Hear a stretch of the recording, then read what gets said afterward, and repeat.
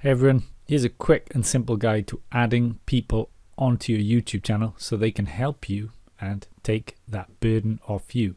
Now there's a few different options, but just remember to check out after this some of the other YouTube management and other tips videos I've got on the channel, and I've got loads more there, so have a look and I'll be adding more as I go along too.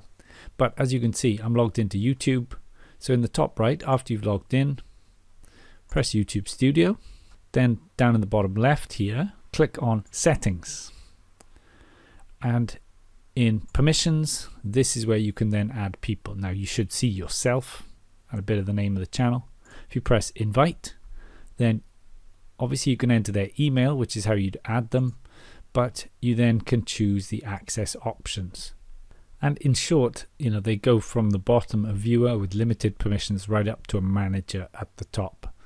And the only thing managers, it says, can't do is can't delete a channel. In this case, I'm going to give an editor with limited permissions, so you can see all of those below. I'll just choose that and enter the email.